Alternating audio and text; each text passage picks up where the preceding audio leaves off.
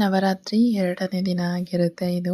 ಸ್ವಲ್ಪ ಬ್ಲಾಗ್ಸ್ ಎಲ್ಲ ಲೇಟಾಗಿ ಅಪ್ಲೋಡ್ ಮಾಡ್ತಾ ಇದ್ದೀನಿ. ಸ್ವಲ್ಪ ಮಗು ಇರೋ ಕಾರಣ ಸ್ವಲ್ಪ ಎಡಿಟಿಂಗ್ ಕೆಲಸ ಎಲ್ಲ ಲೇಟ್ ಆಗುತ್ತಲ್ವ, ಅದಕ್ಕೋಸ್ಕರ. ಇವತ್ತು ರಾಜರಾಜೇಶ್ವರಿ ದೇವಸ್ಥಾನ ಹೋಗೋಣ ಅಂತ ಅಂದ್ಕೊಂಡು ಹೋದ್ವಿ. ಅಲ್ಲಿ ಟೈಮಿಂಗ್ಸ್ ಚೇಂಜ್ ಇತ್ತಂತೆ. 4 ಗಂಟೆಗೆ ತೆಗೆಯೋದು ಬಿಟ್ಬಿಟ್ಟು ಈಗ 5 ಗಂಟೆಗೆ ಓಪನ್ ಮಾಡ್ತಾ ಇದ್ದಾರಂತೆ. ನಾವು ಕೇಳಿಕೊಂಡು ನೆಕ್ಸ್ಟು ಅಲ್ಲೇ ಇರುವಂಥ ನಿಮಿಷಾಂಬ ದೇವಸ್ಥಾನಕ್ಕೆ ಹೋದ್ವಿ. ಅಲ್ಲಂತೂ ನಾವು ನೋಡಿ ಎಷ್ಟು ಶಾಕ್ ಆದ್ವಿ ಅಂದರೆ ಅಷ್ಟೇ ಶಾಕ್ ಆದ್ವಿ. ಇಷ್ಟು ಚೆನ್ನಾಗಿ ಮಾಡಿದ್ದಾರೆ ತರಕಾರಿಗಳಲ್ಲಿ, ಹೂಗಳಲ್ಲಿ ಅಂತ ಹೇಳ್ಬಿಟ್ಟು ನೋಡೋದಕ್ಕೂ ತುಂಬ ಖುಷಿ ಆಯಿತು. ಫುಲ್ಲು ದೇವಸ್ಥಾನ ಎಲ್ಲ ಈ ಥರ ಡೆಕೋರೇಟ್ ಮಾಡಿದ್ರು. ಇಲ್ಲಿ ಫೋಟೋಸ್ ವೀಡಿಯೋಸ್ ಎಲ್ಲ ತೆಗಿಬೋದಾಗಿತ್ತು, ಅದಕ್ಕೆ ನಾವು ತೆಕ್ಕೊಂಡ್ವಿ.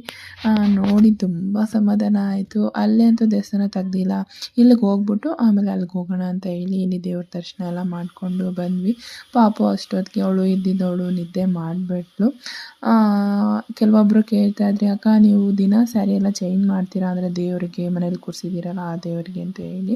ಇಲ್ಲ, ನಾವು ಒಂದು ಸ್ಯಾರಿ ಕೂರಿಸಿದ್ಮೇಲೆ ನೆಕ್ಸ್ಟು ಲಾಸ್ಟ್ ವಿಜಯದಶಮಿ ಮುಗ್ದಾದ ನಂತರನೇ ನಾವು ತೆಗಿಯೋವಂಥದ್ದು. ನೋಡ್ತಾ ಇರ್ಬೋದು ಎಷ್ಟು ಚೆನ್ನಾಗಿದೆ ಅಂತ. ಇಲ್ಲೂ ದೇವ್ರಿಗೂ ಅಷ್ಟೇ ಚೆನ್ನಾಗಿ ಅಲಂಕಾರ ಮಾಡಿದರು. ನೋಡೋಕ್ಕೆ 2 ಕಣ್ಣು ಸಾಲ್ತಾ ಇರಲಿಲ್ಲ.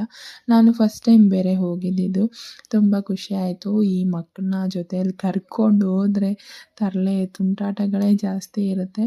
ಅಲ್ಲಿನ ವಾತಾವರಣ ಅಂತೂ ತುಂಬ ಚೆನ್ನಾಗಿದೆ. ನೀವೇನಾದರೂ ರಾಜರಾಜೇಶ್ವರಿ ದೇವಸ್ಥಾನಕ್ಕೆ ಹೋಗ್ತೀರಾ ಅಂತಂದರೆ ಖಂಡಿತ ಇಲ್ಲ ಹೋಗಿ, ಚೆನ್ನಾಗಿದೆ. ಇಲ್ಲಿ ಎನಿ ಟೈಮ್ ತೆಗ್ದಿರ್ತಾರೆ ದೇವಸ್ಥಾನ, ನವರಾತ್ರಿ ಕಂಪ್ಲೀಟ್ ಆಗೋವರೆಗೂ.